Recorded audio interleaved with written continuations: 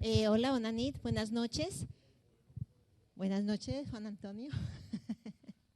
Muchísimas gracias por acompañarnos. Estamos un año más acompañando Barcelona Poesía, muy contentos en este 2019 poder acoger una de las sesiones aquí en nuestra casa remodelada. Ya el año pasado tuvimos la oportunidad con Raúl Zurita, gran poeta, en un recital inolvidable, ¿no? Y bueno, y hoy acogemos 5 poetas latinoamericanos, diversas sensibilidades y todas unidas a través del viaje. De ahí el título de la sesión, Viajar por las líneas, que en realidad es un verso de Roberto Juarros. Entonces yo no me voy a alargar porque como venimos a escuchar poesía, agradecerle muchísimo al Ayuntamiento de Barcelona Poesía. Nos acompaña Mireia, que es una de las comisarias del Barcelona Poesía. Y la sesión va a estar moderada por Juan Antonio Montiel. Nos acompañarán los poetas Rodolfo Hasle, Marlene Denis, Flor Breyer i Bernardita Maldonado. Bona tarda. Ens fa molta il·lusió poder comptar un any més amb Casa Amèrica, amb la seva col·laboració i a més en veure com està ara l'espai molt més bonic i amb aquesta remodelació que han fet. Senzillament volia explicar una mica el perquè d'aquesta taula rodona que haurà de convertir-se en un recital. El punt de partida és quina és la relació que hi ha entre la poesia i el desplaçament. Es tracta d'una pregunta que es multiplica en d'altres tenint en compte qui són els poetes que ens acompanyen. La Flor Breyer de Buenos Aires, el Rodolfo Hasler de Cuba, la Bernardita Maldonado d'Equador i la Marlene Denis de Cuba. Són 3 països diferents, però són també poetes de Barcelona, que és la ciutat que els acull i aquí ells i elles fan seva. Com deia, la pregunta inicial es multiplica. El desplaçament viscut afecta els versos que escriuen? El jo poètic reflecteix el viatge, la distància? Té sentit preguntar-nos no per la veritat de l'autor i del seu origen, Té sentit preguntar-nos per la veritat de l'autor i del seu origen si Roland Barthes fa molt temps que va anunciar la mort de l'autor? De quina manera es tradueix la distància que atorga el desplaçament en relació a la ciutat d'origen i a la ciutat d'acollida? Què és l'origen? Què és acollida? Com afecta a l'escriptura les llengües, els accents dins de la pròpia llengua, la llengua, el català en relació amb el castellà, etc. Són tot de qüestions que volíem posar sobre la taula, demanar-los la seva opinió i què en pensen.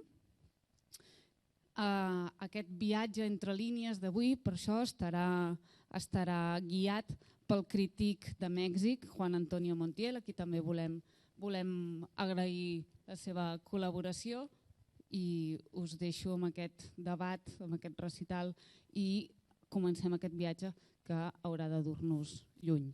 Moltes gràcies. Hola, muchas gracias. Bueno, voy a aprovechar para dar las gracias a Barcelona Poesía y a la Casa América, una institución a la que, a cuya gente le tengo mucho afecto. Esta es una oportunidad para mí de revivir una emoción que fue muy importante en mi vida cuando era jovencito y vivía en una ciudad de provincias en México, aunque tengo que decir que en México odiamos que digan provincias porque eso es una república federal y entonces se supone que hay un montón de estados, pero en fin. A mí me encantaba en una época conocer poetas y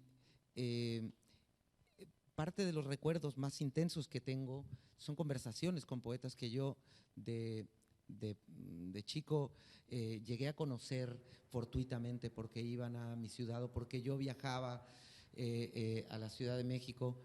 Y quiero confesarles que yo continúo teniendo esa afición y sigo teniendo una gran emoción en conversar con los poetas. Ya van a ver ustedes por qué. Supongo que ustedes se darán cuenta que los poetas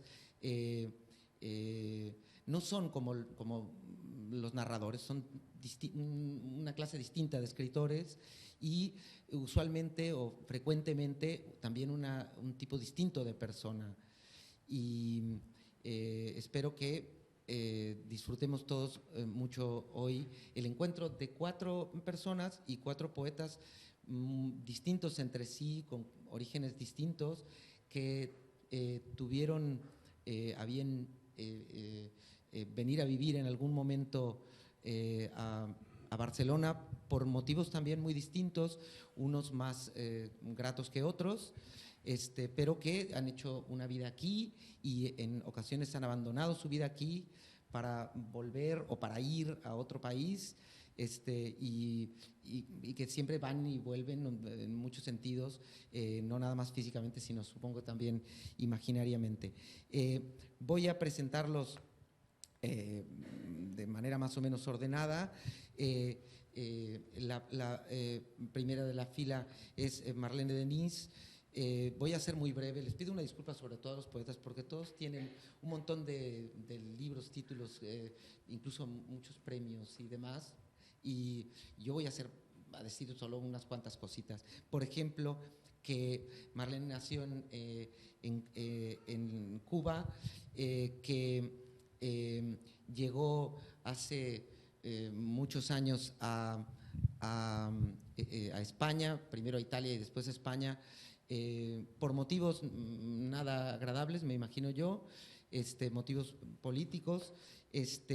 Ha escrito 18 libros, ha sido traducida a muchos idiomas y está antologada en muchos libros también. Sigo con Bernardita Maldonado, que es de Ecuador, que yo me siento identificado con ella porque me parece que no me equivoco si digo que ella vino a estudiar aquí. Por lo menos en parte estudiaste aquí igual que yo. Espero que tú sí hayas terminado el doctorado. Bernardita, como digo, nació en Ecuador, ha publicado los libros Biografías de pájaros y Con todos los soles lejanos, ha publicado en revistas tan importantes como Guaraguao, está antologada también en muchas antologías, y como les decía, estudió aquí en la Universidad Autónoma de Barcelona. Rodolfo Hasler, que está por aquí, es un poeta muy, muy conocido. Hace muy poco recibió, el año pasado, si no me equivoco, el premio Claudio Rodríguez. Nació en Cuba, pero desde muy joven, a los 10 años, si no me equivoco, vino a vivir aquí a Barcelona. También ha vivido en Suiza, ha viajado un montón, según consta en sus libros, si es que no son simplemente imaginaciones. Por último, Flor Breyer, que es poeta y músico y que también creció aquí en Barcelona y volvió o se fue en algún momento a Buenos Aires y ahora no se sabe bien hacia dónde vuelve. Esta es la primera pregunta que yo quisiera hacerles. Mi intención será conversar un poco, que puedan contar un poco de su experiencia vital respecto de todas estas posibilidades del viaje en una gradación que va desde el simple turismo, pasando por la migración y hasta llegar al exilio, es decir, al viaje forzado. Me gustaría que pudiéramos, como les decía, conversar un poquito y de esta dimensión vital o quizá también simbólica en determinados momentos del viaje, y que fueran, que en mitad de esta conversación o que pudiéramos ir tachonando esta conversación con poemas de cada uno, referidos o no a la cuestión del viaje, de la migración, etcétera. Espero que salgan muchos de los temas que ahora se mencionaron, que nos dé tiempo de hablar de todas esas cosas porque son todas muy interesantes.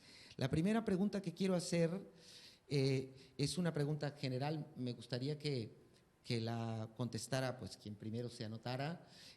La primera pregunta es la más difícil, me imagino, desde luego lo es para mí, y tiene que ver precisamente con este asunto que hablábamos hace un momento con Flor. ¿A dónde vuelven cuando vuelven? No sé quién quiere contestar primero. Yo avisé que iba a ser una pregunta difícil la primera, ¿eh? Ya lo sabían. Bueno, en mi caso, Así puedo contestar con una palabra primero, pero luego puedo hacer algún tipo de comentario, que en realidad no vuelvo a ninguna parte, ¿no? Porque yo me fui de Cuba con 10 años y es una edad en la que todavía no te sientes pertenecer a un lugar, y cuando llegas a otro también ese proceso de adaptación te hace ver que tampoco eres de ese lugar en el que estás, ¿no? Y he dicho esto de no volver a ninguna parte porque recuerdo la primera vez que fui a Cuba. Esto fue en el año 91, el primer viaje que hice desde niño, que cuando estaba facturando de vuelta en el aeropuerto de La Habana, pensaba, ahora vuelvo a mi casa. O sea que, en cierta manera, mi casa no es aquello, pero yo soy viviendo aquí y conociendo perfectamente los códigos de esta ciudad en la que me siento bien, tampoco la siento completamente como mi casa, ¿no?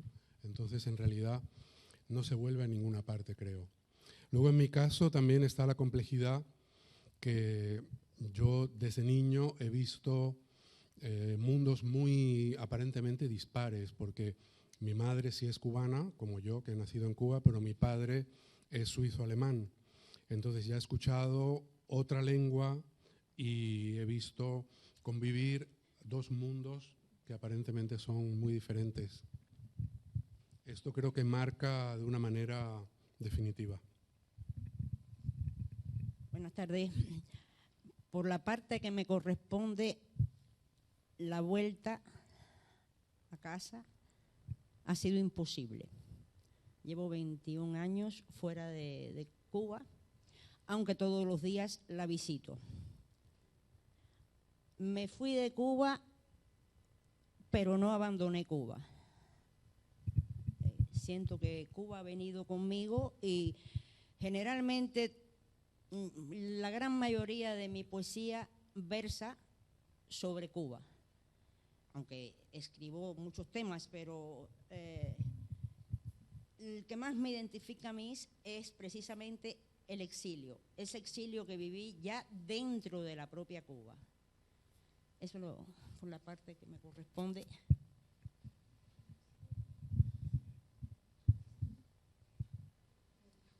Bueno, yo creo que desde mi vivencia uno se regresa a un sitio que es el que...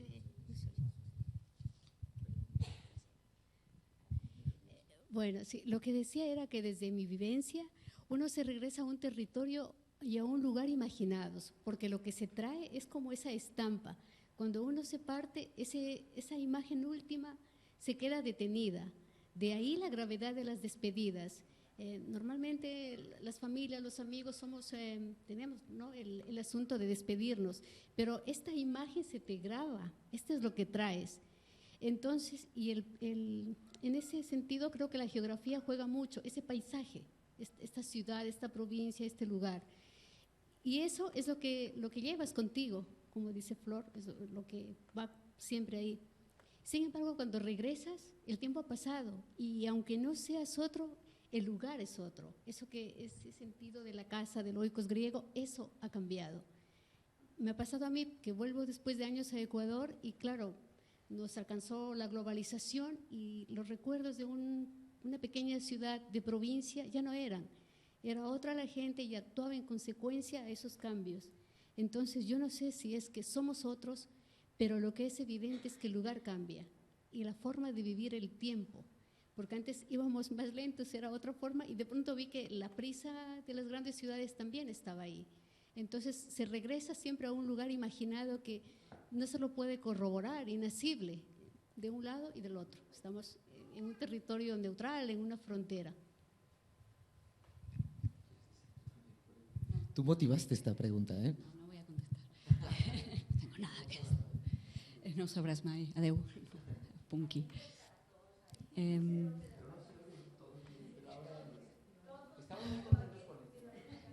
El negro nos gusta, va muy bien. No, pensaba mientras escuchaba a los demás que el otro día hablando con una amiga que siempre llega tarde, de hecho no está, hablábamos de este efecto como un poco narcótico del jet lag. Los primeros días que llegué a Barcelona que yo le decía, tengo la sensación como si todo hubiera estado... Y me dice, Bolaño lo dice mucho más lindo, por supuesto, pero como que me contaba que Bolaño en un momento dice algo así como que él sentía que cuando llegaba a una ciudad, la ciudad había estado hasta ese momento durmiendo, como si se desperezara cuando él llegara. Y me parece una manera muy hermosa de decirlo.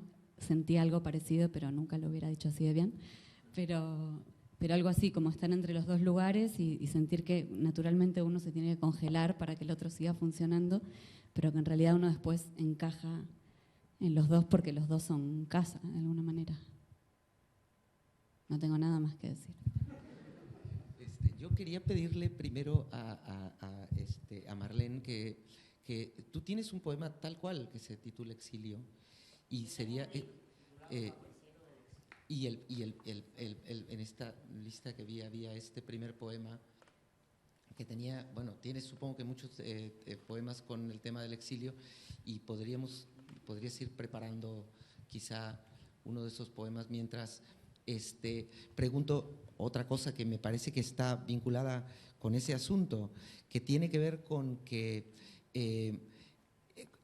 cuando cada uno de ustedes se construyó como un poeta, estoy seguro de que ese tema de estar desplazados de alguna manera, pues estaba ahí como uno de los temas primeros, ¿no?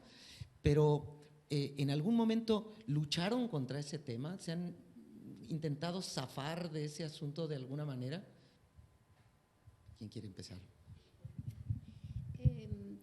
Yo creo que inconscientemente uno se quiere luchar con eso, pero también, al menos en mi caso, la toponimia, los lugares, los animalitos típicos de allá, me aparecen por ahí. O sea, si yo quisiera hacer un poema donde nadie pudiese rastrear mi identidad, sería imposible, porque de alguna forma o me sale la cordillera andina o me sale un pájaro de allá o algo. Y no me había dado cuenta hasta ahora, hasta esta ocasión, porque me puse a revisar, digo, yo del exilio, de la migración, no, me parece que no tengo poemas expresamente, pero voy a rastrearme y claro, me di cuenta que abundaba en elementos, en toponimias sobre todo. Entonces, no sé si hay una lucha consciente o una lucha tenaz o es más fácil dejarse llevar por esto. No me he puesto a las órdenes de esta añoranza, pero tampoco la he rebatido cuando llega.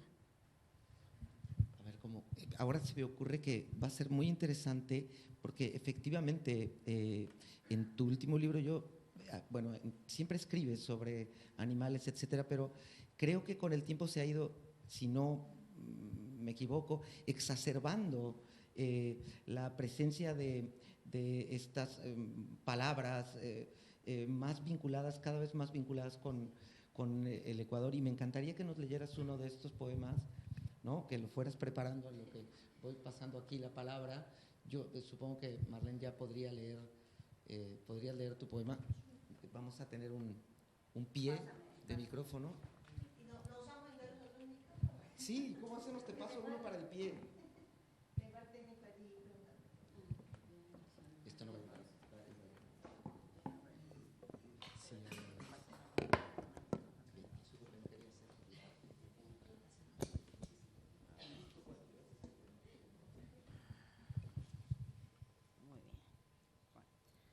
Casi toda mi poesía es breve. Trato de hacer síntesis de todo cuanta imagen me llega. Y este es uno de los primeros que escribí al salir de Cuba y se titula Espiral. Nadie remueve los cardenales de mi pecho. Los viejos desprenden su ansia de vivir mientras redobla la alegría marchita en los cristales. He contado los árboles que perdí en la infancia, fueron todos, y deshojo el recuerdo de no tener recuerdos. Acabo de encender el viaje.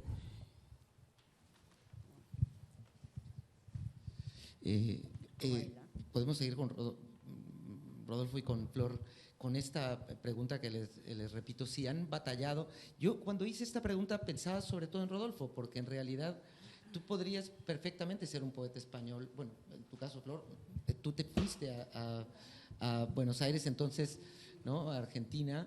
Entonces, esto es un poco más difícil, pero entiendo que Rodolfo, sobre todo, este es el lugar donde tú has vivido, ¿no?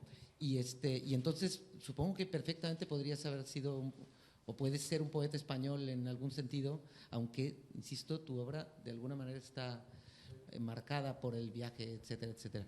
¿Qué opinas? Sí. Bueno, en mi caso creo que el hecho de haber venido con mis padres de Cuba niño es lo que ha hecho que en un momento dado en la adolescencia empezase a escribir. Porque la lengua, a pesar de que es la misma, es diferente. Y al venir aquí yo fui consciente del peso de la lengua, ¿no? Era el año 68, una Barcelona en la que prácticamente no había extranjeros, y recuerdo que mi forma de hablar llamaba la atención. Luego, claro, como niño uno se adapta, cambia la forma de hablar, la forma de construir la frase sin darte cuenta, pero recién llegado mi forma de hablar llamaba la atención de todas las personas que me escuchaban, en la escuela también. Y ahí me di cuenta que la lengua tiene realmente un peso, ¿no?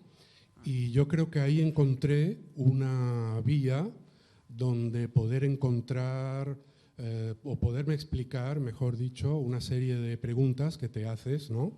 Cuando no estás en el lugar donde has estado hasta determinado momento, ¿no? Entonces, el hecho de haber salido de Cuba, el viaje, esa transportación, se puede decir, ha incidido directamente en el hecho de que escriba, estoy convencido. Yo quería pedirte, así como para que vayamos, ahora espero que podamos escuchar a Bernardita, y pedirte quizá uno de los varios poemas que tienes sobre estas vueltas a tu infancia cubana, ¿no? Yo me acuerdo de este libro, Eyeife, ¿no es cierto? Es sobre, pero también en el último, yo percibo ahí cosas de la infancia. Pero en fin, seguimos con Flor y ahora vamos a volver con Bernardita y me estoy haciendo un lío, pero espero que sea bastante entretenido. La pregunta era, ¿si batallaste contra hablar de eso, de ir y venir? Qué difícil. No sé si hablo directamente de ir y venir, creo que es como algo transversal que está ahí.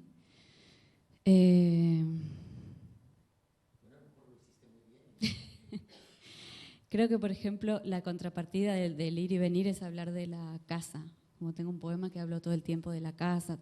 Tuve cierta obsesión por una casa mía en Argentina, que algunos amigos que están aquí la conocen, en la que viví 10 años y era una casa en la que tenía como una especie de amor un poco desesperado. Y sale bastante en el libro y creo que era como una necesidad de encontrar un hogar, que en realidad cuando se terminó esa casa me vine a Barcelona. Así que creo que hay muchas formas de hablar de ir y venir, como digamos distintos temas que tienen que ver con la contracara de ir y venir es todas las necesidades que genera el movimiento, ¿no? Que es quizás la quietud o la casa o no sé, se me ocurre ahora, ¿no?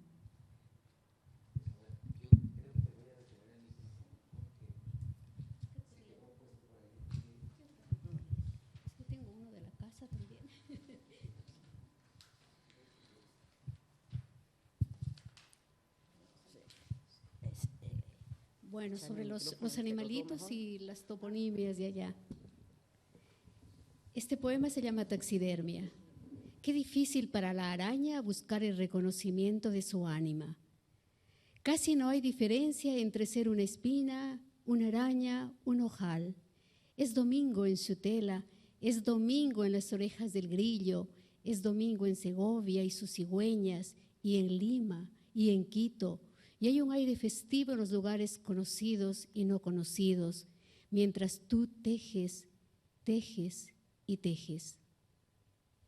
Pero estoy triste. Nadie vierte su sangre por salvar una telaraña. ahora que antes de pedirle a Rodolfo que lea, voy a retomar rápidamente una cosa que acaba de decir Rodolfo que me parece muy interesante. Y a ver, la voy a plantear primero en una de sus posibilidades. Esta cuestión de llegar a un lugar donde se habla de otra manera tiene necesariamente que condicionarte en tu manera de hacer poesía, quizá para siempre, ¿no? Y uno de los aspectos de esta cuestión es una pregunta que quiero hacerle a Flor antes de pedirte que leas y después, a ver si todos me la pueden contestar, es si Flor te sientes una poeta argentina o te sientes una poeta española, o no importa. No importa, sea anarquista.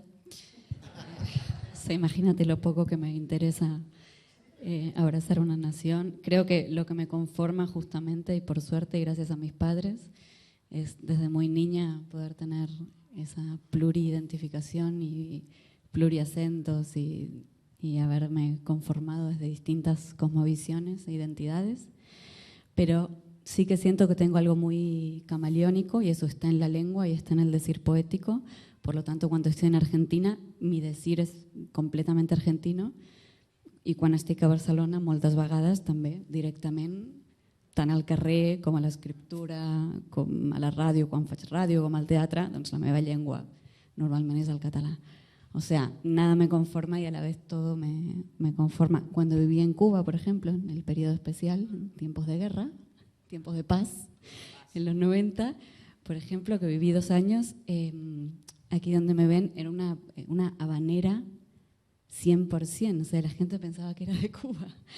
Tenía como una sensación de sobreadaptación, digamos, para poder como vivir. Me pasó como en distintos lugares en los que viví, como una especie de mecanismo así que tengo.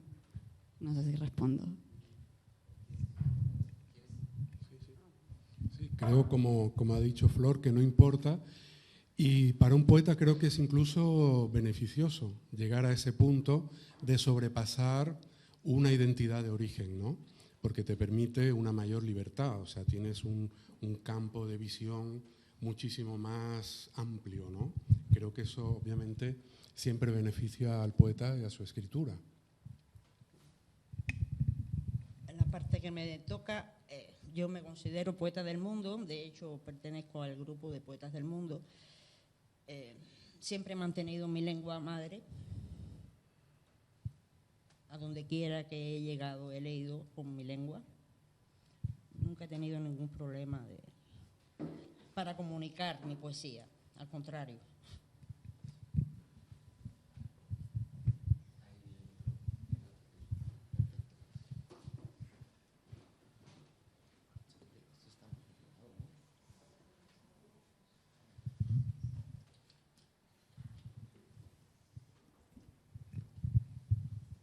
Perdóneme por ese comentario, pero es un despliegue de recursos tan extraordinario que de veras que da gusto verlo, ¿eh?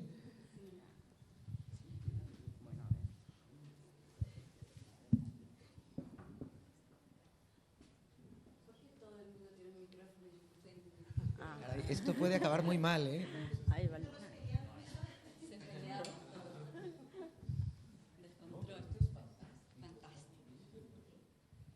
Ahora vamos a hablar todos al mismo tiempo, además.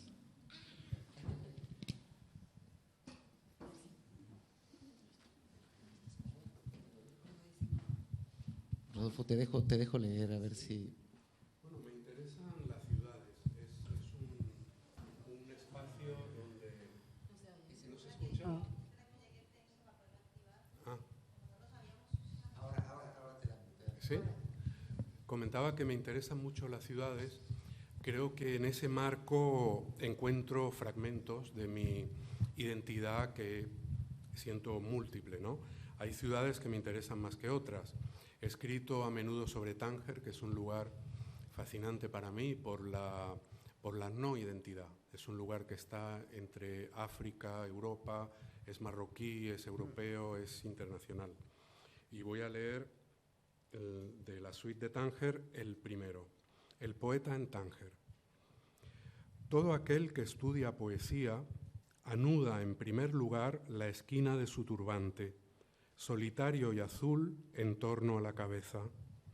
Lo que dice quiere ser diáfano, en palabras cíclicas que nunca aclaran el enigma, quizá por culpa de la luz o de tanta desesperación que aflora en ávido tacto.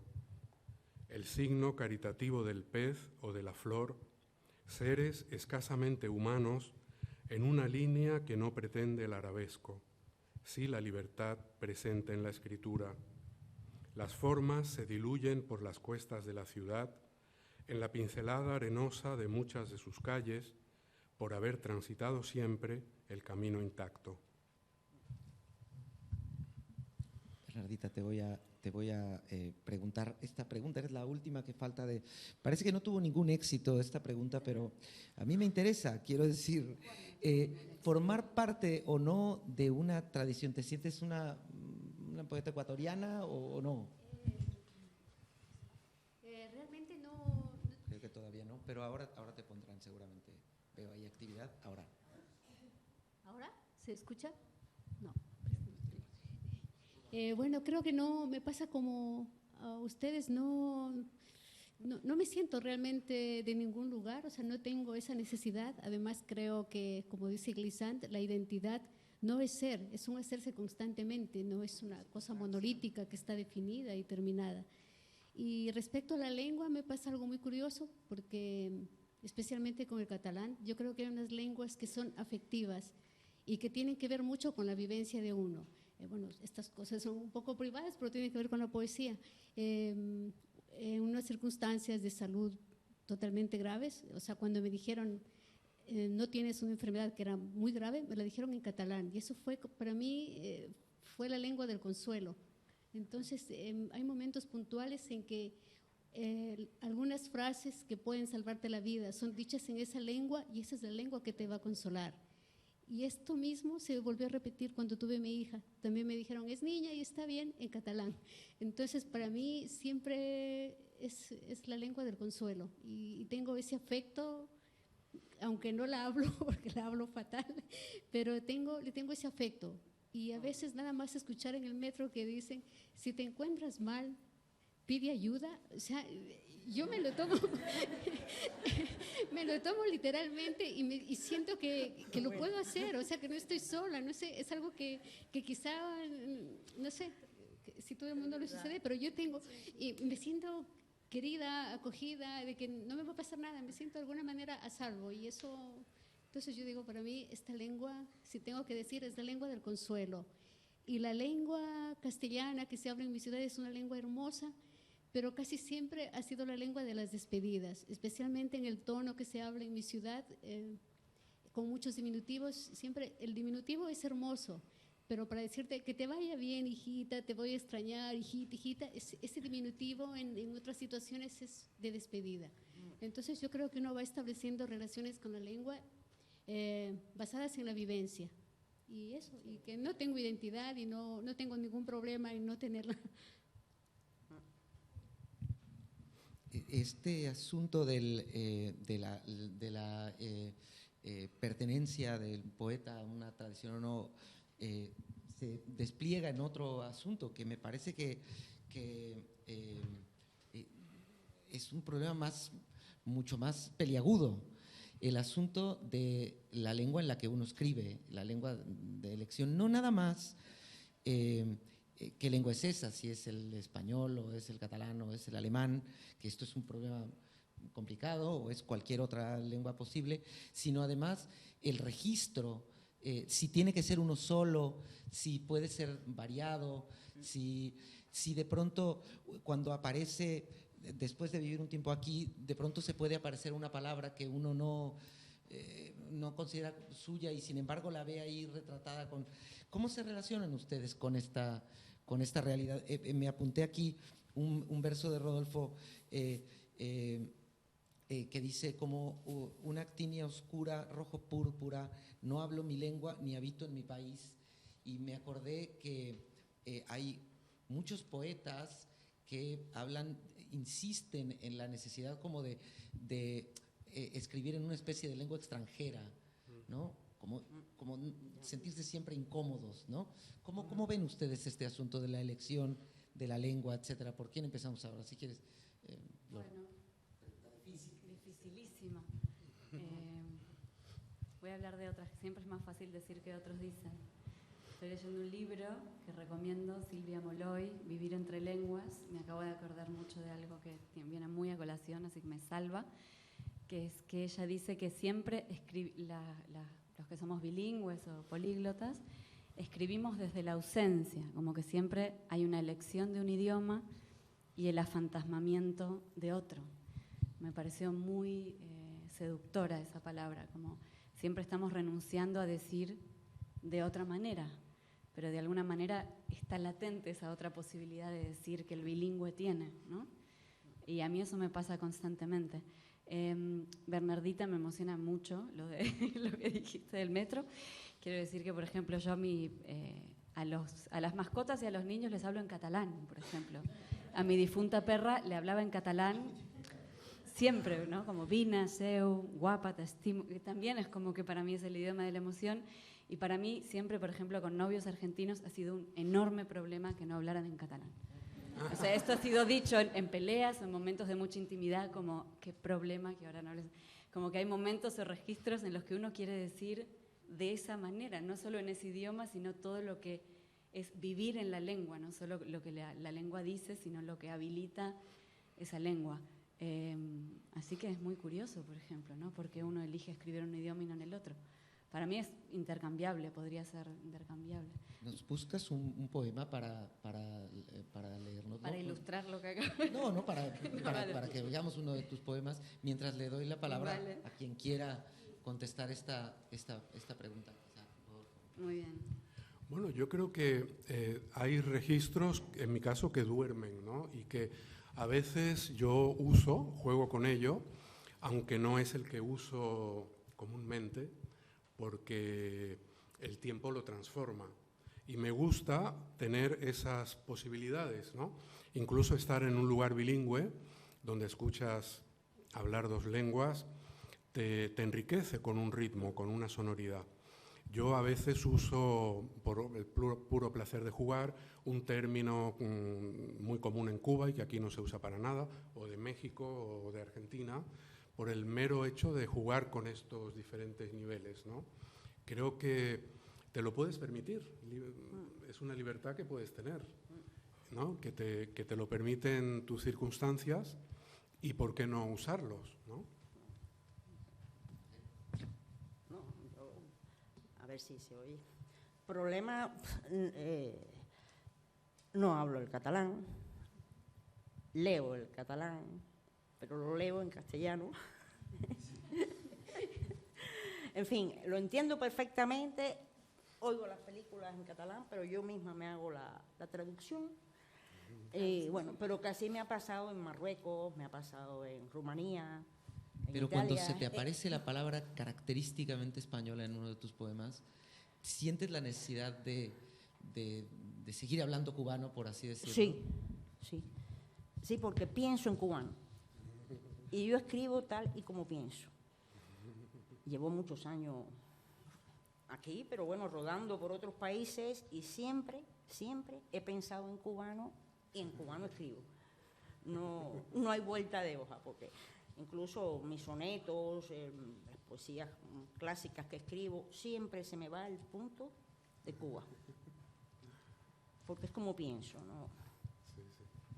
Y Bernardita, hace un rato nos decías, hablabas de cómo aparecen los nombres de los animales, etcétera, pero ¿qué pasa cuando aparecen los topónimos de Ecuador o cuando aparecen los animalitos aparecen con el nombre ecuatoriano? ¿Qué pasa cuando te aparece la españolada?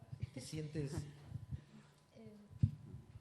Bueno, yo creo que mi lengua en ese caso es mestiza y tiene una parte emocional, tiene una parte histórica y tiene también esa parte que me interesa mucho, que son los vocablos del quechua, que se han perdido. Entonces a veces me parece como tan bello primero porque hay algunos pájaros de América Latina que son especies en extinción. Entonces me parece que su reino es el del poema y que pueden ahí volver a vivir. Y entonces, claro, desde mi punto de vista me resulta muy interesante que todo lo que está negado, perdido, sin vida, pueda seguir viviendo en un poema. Entonces, claro, a veces me parecen muchos yangaches, quindes, nombres autóctonos de pajaritos de allá. Y bueno, y así voy jugando, pero tampoco lo hago muy conscientemente ni es algo buscado. Es como que el poema me exige eso, o mi estado de ánimo, no sé decirlo. Vale. Quiero que me enseñes quechua, Bernardita, después hacemos negocios. Bueno, voy a leer Hotel 1, que es uno de los hoteles. Para ver un poco de cielo hay que ocupar el espacio vacío de la habitación 29. Están las cortinas rosa pálido y la mesita rococó. El sol se infiltra en la cama, hay una mancha en forma de pájaro, no se entiende si despega o aterriza ahí, en la pared. Es un playerito canela migrando desde Alaska a este pueblo oculto de la costa atlántica. Alrededor del vacío están las sillas de mimbre, los cuadros marinos. Otra forma de ver el cielo es subir a la terraza, ver la danza de cabezas sin tintura, los silencios pacientes, las señoras hablando engamadas. Te dije, tan lindo acá, la costa en abril tiene días así, te dije, estaba pronosticado. Más allá un vestido flamea sobre la piel oscura, él sujeta la cintura como diciendo, ella está acá, el mar está allá. Hay una mancha en forma de pájaro y esa chica toma notas de todo esto. Tiene camisa a cuadros, gafas de sol años 50, no lee en el desayuno, no habla con nadie. Algunos pensarán, esa muchacha viaja sola. Ahora el señor de la 22 sale a caminar, dando puntapiés en la arena, pases de fútbol imaginario, traza una curva hasta la orilla y da media vuelta regresando al hotel sin hundir sus piernas blancas en el océano. Al lado de la ventana, despeinada, la madre joven, el café apenas cortado, el rectángulo de mermelada, frutos del bosque. Ajó, ajó, el bebé, levantando el dedo pide un refil en su taza. ¿Qué le pasa al bebé? Tal vez una pregunta retórica o acaso un trato formal hacia la criatura afligida. Se sabe, algunas parejas tienen sexo sobre el suelo rojo de los pinares. Los vecinos del bosque protestan en recepción. Que hagan el amor todo lo que se les dé la gana, solo pedimos que se lleven los restos. Hay música funcional que se dispara en todas las habitaciones, nadie logra bajar el volumen, la tromba marina avanza entusiasmada, llevándose a volar las tejas de las habitaciones altas. El señor mayor soñó de nuevo, la crecida del mar atravesando el pueblo, abanicos con motivos coloniales perdidos en el agua, un caballo blanco pastando en la ruta lejos de la inundación. Hay una mancha en forma de pájaro y esa chica toma notas de todo esto. Tiene camisa a cuadros, gafas de sol, años 50. Quiero... yo creo que los aplausos están muy bien. Vamos a hacer otra ronda de lectura, así váyanse preparando con qué poema les gustaría leer. Corto el próximo. Y Será muy largo. el siguiente, pongan el más largo que puedan, no hay ningún problema. Quiero lanzar otra pregunta que siempre me ha interesado preguntar y que está vinculada con la idea de la poesía, es una idea filosófica, la idea de la poesía como una casa, ¿no? Mi objetivo es ver si consigo hacerles contestar por qué escriben poesía o para qué sirve la poesía, ¿no? A ver si podemos llegar a ese punto, pero primero me gustaría preguntarles cómo empezaron a escribir poesía, a ver si en algún momento consigo que me digan para qué sirve. ¿Quién quiere empezar a contestar esta pregunta tan complicada? ¿Cómo empezaron a escribir poemas? Todos están dejando Venga, voy. Yo empecé a la edad de 12 años en el colegio, en La Habana, para un concurso que había a nivel municipal. Hice ahí la primera poesía que trascendió ya a nivel nacional, y cogió el premio. El premio, casualmente, ustedes quizás hayan oído hablar del Raúl Rivero, siendo yo una niña. Pues Raúl Rivero fue el que me dio ese premio y me dijo, tienes que seguir. Y bueno, ya a partir de entonces, siendo yo tan pequeña, pues seguí y se convirtió en un vicio. Porque bueno, no hay día que yo no escriba. Me dedico también a la fotografía, a la pintura, pero lo que es la poesía, he hecho narrativa, tengo 2 novelas inéditas, pero la poesía no me puede faltar. Ese es mi desayuno a las 6 de la mañana. Es algo que no... O sea, yo vivo exiliada en la poesía. Yo sí vivo exiliada en la poesía. Bueno, ya te digo, empecé desde muy pequeña y ya voy a cumplir 65 años. Desde los 12 hasta la fecha. Ha sido es puntual día por día. Y hay días que escribo 3, 4 poemas. Entonces, claro, tengo una obra bastante amplia porque me sobra la poesía, me sobra. A veces digo, ¿y ahora qué hago con esto? Y luego para sacarla de Cuba no podía sacarla, porque ya se consideraba patrimonio. Y tuvieron que sacarla clandestinamente en varios viajes. Y así llegó la poesía de nuevo a mis manos cuando yo salí de Cuba. Y bueno, esa es mi triste historia. Bueno, yo empecé a escribir después de ser lector, porque obviamente es algo en lo que uno se ve. Cuando empieza a escribir, de repente te ves en ello, no lo decides. Nunca decidí escribir, ¿no? Eso sí, era lector desde niño porque en mi casa mi padre era pintor, se leía siempre, era un hábito que veía y desde niño tenía el hábito de leer. Ya en Cuba de niño, bueno, leíamos a Martí, ¿no? Hombre, Todos sí. los niños en Cuba leen a Sí, Martí, sí. ya te familiarizas con la poesía. O sea, yo era lector y empecé mucho más tarde que Marlene. Alrededor de los 18 empecé a escribir, ¿no? Casi sin darme cuenta, un día me vi que estaba escribiendo lo que podía asemejarse a un poema, ¿no? Ya. Oye, Marlene, nos vas preparando un poema mientras. ¿Quién quiere seguir con esta pregunta? ¿Cómo empezaron a escribir? ¿Quieres decir? Bueno, sí. Tengo muy mala memoria, no tengo idea, pero desde muy pequeña, ¿no? Ahí están mis padres. ¿Quieren hablar? No. Pero sí, desde la infancia total, como era una poeta como muy afectada y romántica. Así, el otro día encontré en cajas, estoy teniendo como unos reencuentros personales muy intensos con cajas que estuvieron durmiendo en casa de mis padres durante mis últimos 15 años de vida en Argentina. Entonces aparecen unos tesoros increíbles, están en la basura, unos poemas así de adolescencia. Pero bueno, como que había una preocupación por la palabra y sobre todo algo que sí, con lo que sí me identifiqué, es que había como mucha búsqueda musical desde los primeros poemas púberes, ¿no? Como hay música, hay como una búsqueda de una respiración, y el resto un desastre. Y mi primer publicación fue en una antología que creo que todavía tenía 10, se llamaba Poemas y Relatos desde el Sur, en una agrupación, acá hay una de las personas presentes, en un libro que fue prologado por la hija de Alberti. Y esa fue mi primera publicación, ¿no? Proyecto Cultural Sur. No sé qué edad tenía, pero era chiquita, ¿no?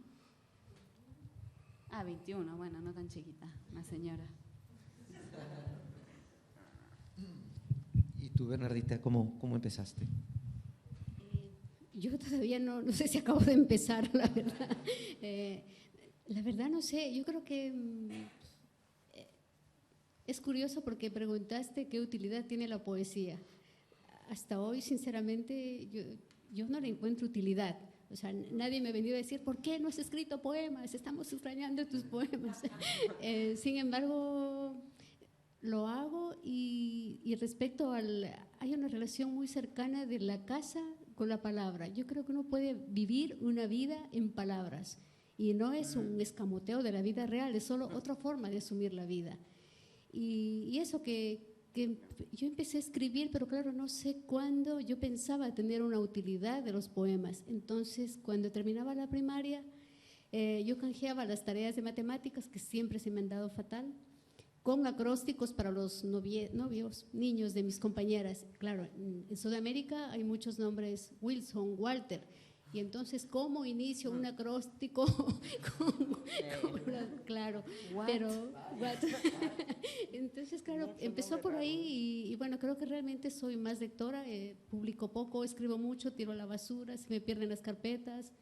Tengo un síndrome de Diógenes, veo unos trozos de verso que digo, ¡ay, qué belleza! Y a los 3 días digo, qué mal esto, pero tampoco tengo ánimo de tirar y por ahí han libretas, cuadernos, archivos, de todo. Bueno, y ahí están.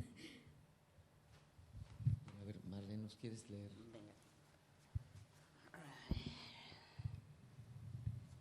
La monotonía es un animal malvado.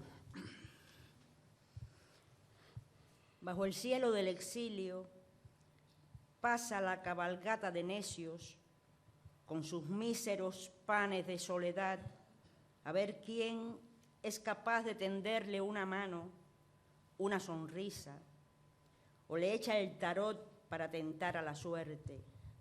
Ahora se me ocurre la frase mágica: desterrados del mundo, uníos. Marx no pensó en esta fórmula y yo tampoco, cuando hice las maletas de esperanza. Bajo el cielo del exilio pasa mi corazón a pie.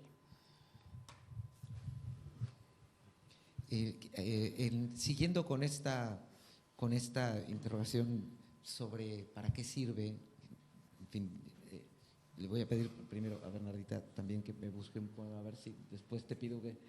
Pero para qué… quiero, insisto, seguir con esta interrogación y tiene que ver con la forma de la poesía de cada quien. Tenemos aquí a 4 poetas realmente muy distintos entre sí, pero los 4… los poemas de los 4 tienen un empaque formal muy particular, muy peculiar. El caso de Bernardita es muy particular en el sentido de que ella escribe muchos poemas en prosa y esa forma es muy sofisticada. Los poemas de Rodolfo son medidos así a la perfección, son poemas muy… bien acabados, ¿no? Como de alguien que está como en control de sus capacidades. Los poemas de Marlene tienen que comprimir una gran cantidad de sentimientos, ¿no? En pocas palabras. Y los poemas de Flor le piden de ella una capacidad de observación extraordinaria, ¿no? Tiene que ver con mucha puntualidad y con mucha precisión y después ponerlo en palabras también que rítmicamente valgan la pena. Mi siguiente pregunta en este camino de ver para qué sirve la poesía o cómo es la casa de cada quien, ya voy adelantando por dónde creo que puede acabar, es ¿cuándo creen ustedes que encontraron su voz y qué sintieron cuando encontraron por primera vez ese poema que más o menos se parecía a lo que habían imaginado que querían decir? Si es que ha sucedido, no sé. No. Bueno, siempre hay una insatisfacción. Creo que sería muy estúpido estar satisfecho con lo que uno escribe, ¿no? Además, creo que se continúa escribiendo porque siempre buscas, ¿no? Esa expresión que se aproxime, ¿no? El máximo a lo que quieres decir. No, nunca lo logras, ¿no? Siempre es una aproximación, un acercamiento. No puedo decir en mi caso que he encontrado una voz, aunque lógicamente con los años todos vamos encontrando un filón, digamos, ¿no? Siempre escribes sobre determinados temas, los vas retomando, vas viéndole diferentes ángulos, pero cada poeta tiene un poco unos temas, ¿no? Que trata, unas obsesiones. A ver, Bernardita, ¿nos quieres leer algún poema? ¿Se oye ahí? Sí, ahora. Ahora sí. Vale. Bueno, aquí hay un poco de tiempo y de migración y de todo.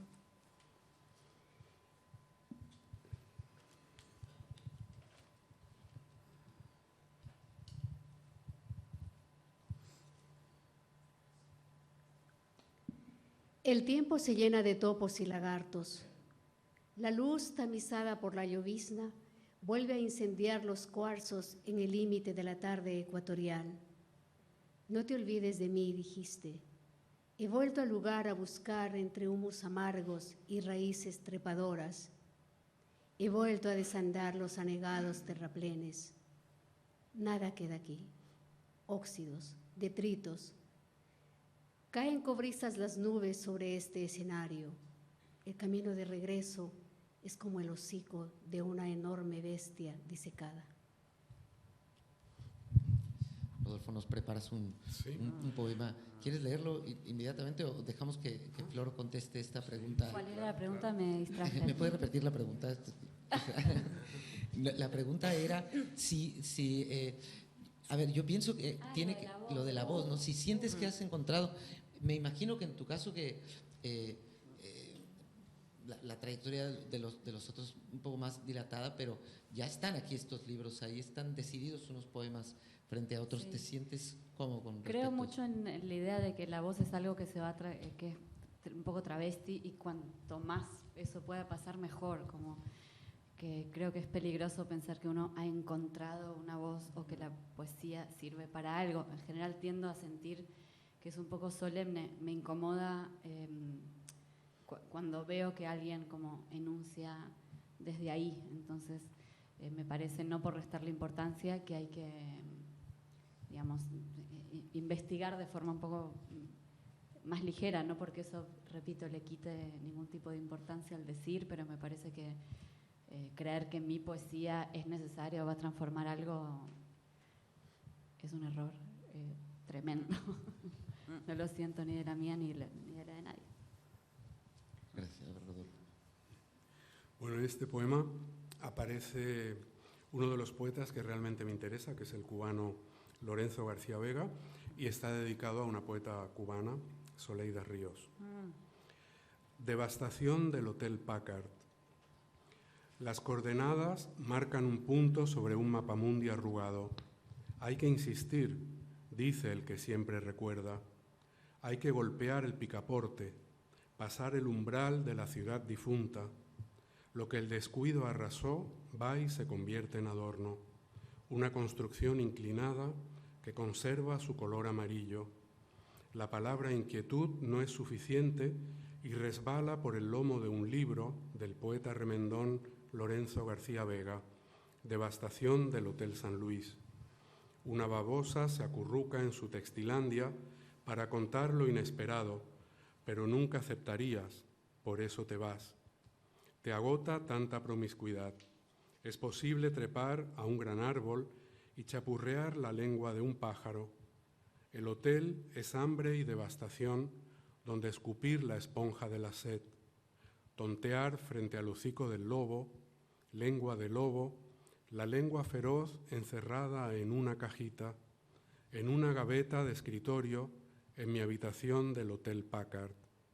Pero no conviene forzar la voz, sobran palabras, balbucear, silencio, bienvenido seas a cualquier lugar. Gaveta es una palabra muy cubana que no la escuchaba hacía muchas décadas. Sí, a veces, Gaveta. que había comentado, a veces me gusta recurrir a algún término. Hay un poema último que he escrito que he puesto ahí, dale, como dicen en Argentina. Me gusta tomarme esa libertad. Nueva traducción. Oye, Flor, ¿nos puedes ir buscando otro poema mientras hago la pregunta que para mí es importantísima? Lo digo en serio, es una pregunta que me parece muy importante. Me queda solamente esta pregunta y una más que es muy obvia, que ya les puedo adelantar, que es ¿qué va a ser de la poesía, ¿no? ¿Qué va a pasar? Pero antes me interesa esta otra pregunta que yo siempre quiero hacer y que ya verán ustedes que se puede contestar, supongo, de muchas maneras, que es ¿para qué sirve? ¿Para qué sirve escribir poemas? Bueno, no sirve para nada preciso y sirve para todo. Sirve para lo que el lector quiera emplear, ¿no?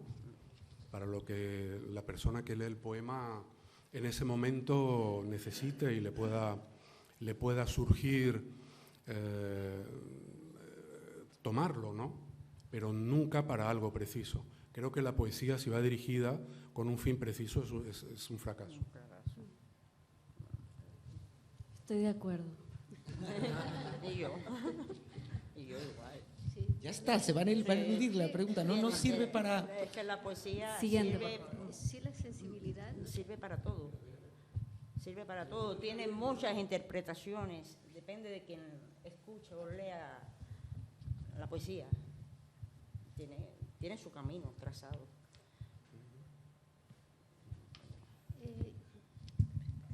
Lo que quería decir era que si la poesía no sirve para nada, pareciera que sirve mucho la voluntad de crear algo hermoso, esa voluntad de belleza que puede trasladarse a la voluntad de belleza del mundo, es lo que es interesante de la poesía en sí, esa voluntad de que sea algo hermoso. Una cosa que quería decir, perdón, sobre la lengua, sobre encontrar, perdón, la voz. A veces yo tengo la sensación de que encontré la voz, pero que no dice lo que yo quiero que diga. Entonces, es un problema. Pero eso nos pasa a todos, Sí, yo creo, me pasa eso. Eso nos pasa. Oye, es decir, muchos poetas me han hablado de este fenómeno como de que es casi un dictado en algún momento, ¿no? Es decir, que va apareciendo ahí una voz, ¿no? Más o menos consistente. ¿Te ha pasado eso, que no te identificas con eso que aparece? Muy a menudo. Quisiera escribir buenos poemas, o sea, de verdad, y digo, esta voz podría decir otra cosa. Bueno, y alguien, falta tu poema, Flor, por favor, sí. Ah, sí. Bueno, voy a leer Bicho Torito. Es el primero de una parte del libro que se llama Solo flotan las tacitas chinas. Bicho Torito. Empezar a darle guerra al bicho torito que se come las raíces del jardín, aplacarlo ríspido en las llamadas larga distancia, traficar más imágenes, menos palabras, recordar nombres propios, anécdotas que armen un sentido ilusorio de unidad, consultar para eso a Claudia antes de que sea mamá y acceda al otro lado de las cosas, comprar olla pequeña, mirar el pronóstico y en caso de ser negativo, descender la ropa sin vacilar, invertir prioridades, describir residuos del sueño sin pretensiones literarias, el agua, las flores, el gato, el vampiro bebé. Lograr una presencia menos intensa, más difusa en el trabajo y en el mapa familiar, abandonar la idea del orden oriental, evaluar colores para pintar la reja de la ventana, pero sobre todo empezar a darle guerra al bicho torito, que se come todas las raíces del jardín. Y la última pregunta, también es una pregunta que me interesa, es frente a la poesía nos encontramos con una doble posibilidad, claro, es la posibilidad de todas las cosas, permanecer o desaparecer, pero con la poesía, dado que se le ha dado por muerta con tanta frecuencia en los últimos años, tenemos que constatar, venimos constatando también una extraña resistencia a desaparecer y hasta puede que un cierto vigor, ¿no? Han desaparecido las revistas que eran tan importantes para la difusión de los poemas nuevos, etcétera, y sin embargo, pues hay un montón de poemas nuevos y tarde o temprano nos topamos con ellos y vemos que a los jovencitos les sigue interesando por algún motivo misterioso escribirle poemas a sus parejas o etcétera, o a sus mamás, como lo que sea. ¿Qué piensan que va a pasar? En serio, ¿qué va a pasar? Yo creo que nada, o sea, la poesía no se va a ir a ninguna parte, siempre va a estar ahí porque es eso que te golpea, es eso que te sacude, ¿no? Entonces siempre va a estar ahí. Puede desaparecer un modo de abordarla, pero la poesía no va a desaparecer nunca, no se va a ir a ninguna parte. Está ahí y se trata de saber atraparla. En América Latina no tiene nada que ver, pero con lo que has dicho sobre el hecho de escribir un poema. En los festivales te das cuenta de la asistencia de público, por ejemplo, que está muy viva, ¿no? Hay muchos lectores. Ahora estuve en la Feria del Libro de Buenos Aires y es realmente sorprendente la cantidad de gente que va a escuchar a los poetas. Independientes y de fanzines. Para mí, lejos de desaparecer, todo lo contrario. Sí, hay. No desaparecer. Creo que como la poesía está hecha con imágenes que vienen de esto, de la imaginación del ser humano, mientras tengamos imaginación, va a existir en todo formato y ante todo. Va a tener larga vida. Bueno, queda un momentitito. Eso es lo que iba a decir, que como queda un ratito podemos hacer una ronda. Exacto, eso es lo que iba a decir, que como nos queda un ratito podemos hacer una... Si es que la gente no está cansada. ¿Están cansados? Bueno, ¿por dónde empezamos? Sí, empezamos por ti. Bueno, a ver, ¿quién ya está listo? ¿Tú quieres empezar? ¿Estás lista, Marlene? ¿Puedes empezar? Bueno, pues a ver.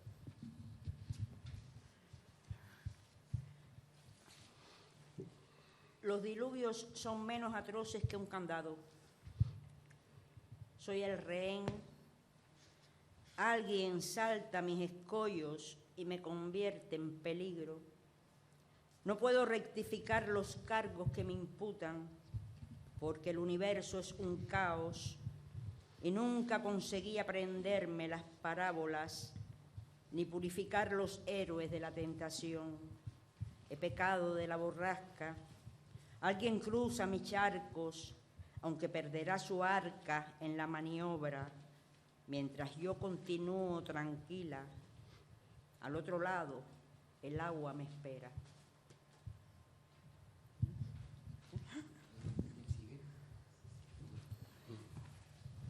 Diario de la urraca. Su paso entre el follaje sopesa el acierto. Es el modo de no dejarse atrapar. Quizá no tenga sus respuestas convincentes, nada que ofrecer, solo un cambio de estación, un efecto cromático. En el espacio entre la rama y el aire, este sobresalto, cabeza de serpiente. Caparazones. Nadie se fijó en la tristeza que tiene en las manos la señora que atiende el bar con nombre extranjero. Triste que un bar se invente un nombre tan incómodo, pero ese no es el motivo el de las manos tristes de la señora. Seguro que a mí también me pasa y nadie se animó todavía a decirme en qué parte del cuerpo llevo puesta la tristeza, pero ahora pienso en este día como una superficie blanda, aunque hace frío y todos caminamos apretados. La ternura es esta fila de mochilas como caparazones caídos sobre las espaldas de Nacho, de Camilo, de Violeta, la vuelta a casa en la ventana del taxi, el sonido áspero de la radio hablando de sensaciones térmicas.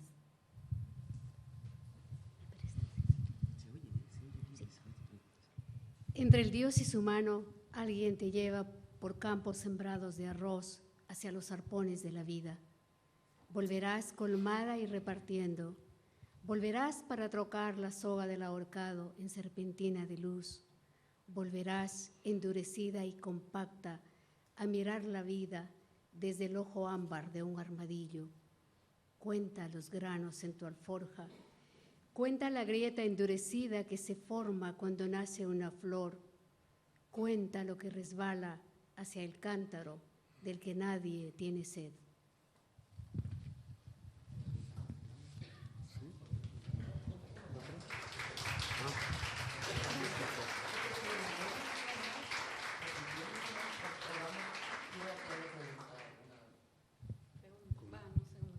¿Alguien quiere hacer alguna pregunta o comentar alguna cosa? Mejor hacer pregunta porque... La gente quiere más poesía, muy bien. Sí, yo creo que valdría la pena una ronda más. Una ronda más. Claro. ¿Volvemos a hacerlo en el mismo orden?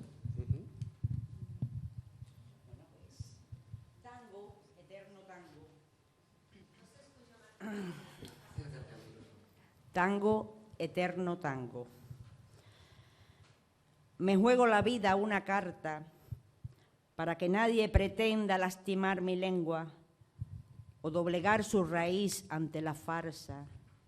Ya sé que hay momentos sutiles, adivino la cara oculta del vendaval y la razón de sus efluvios. Ya sé, continúo sedienta hasta la última gota de añoranza, pero la caída puede ser mortal. Amo las distancias que provocan abrazos de almendras, la armonía de la montaña en la plenitud del vacío, los duendes que acompañan la calidez de los retratos en el reencuentro fugaz de la ternura.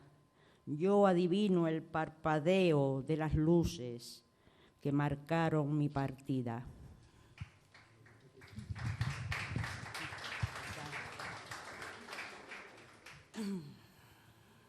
Página 12, jueves, Talita Kumi, Marosa di Giorgio. La gran urraca madre grazna ahora para ser escuchada y me pide, me exige que moje su suave hueso en el chocolate. Qué osada mamá Marosa al hablar así, y yo tratando de hallar un nombre para sus cosas. Cómo decir líquido infecto, cómo detener a esos gatos perseguidores y lúbricos, qué decir del costurero, la casa de los abuelos, la madre, ese grito inasible, las lucecillas, el decaimiento. Los caminos son blancos y los perros ladran a los cuatro vientos. Mi amor, cada golpe de mi amor, un graznido, un ave devora la libertad muerta en la mano, clavada en la carne de la niña Ágata. Oh desgraciada, oh volver a la oscuridad, por eso devoras a los perros. Gracias.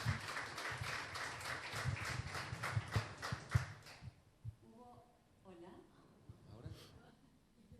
¿Me escucho? Ahora. Hubo demasiada balada, nadie fue del todo impermeable a la melaza clonada en VHS. La chica en la playa, flequillo en flor, el chico apareciendo desde atrás.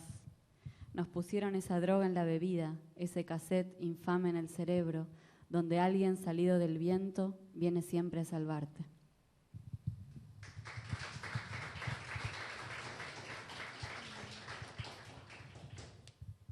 He amado los grandes ríos que muelen la avena, el mijo y el arroz cosechado por mujeres de hermosos ojos rasgados. He amado la ínfima semilla que saciará el hambre de niños que juegan sobre misiles y que ha sido germinada por aguas de estaño. He amado las aguas que bañan las piedras de Cusco, Java, Eritrea. He amado el espíritu de las aguas en las que los viajeros reflejan sus gestos y sus sombreros. He amado el agua en que abrevó Platero, las aguas recogidas sobre la fuente de una iglesia del páramo andino, donde las gentes cambian mazorcas, aves, tambores. He amado tanto, tanto el don de las aguas, que es hora de ocuparme de la sed.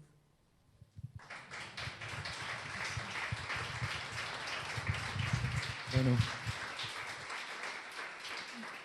muchas gracias a Marlena, a Rodolfo, a Flor y a Bernardita. Esta última parte fue toda una mascletá, muy emocionante. Muchas gracias a ustedes por haber venido y bueno, supongo que nos veremos muy pronto. Gracias.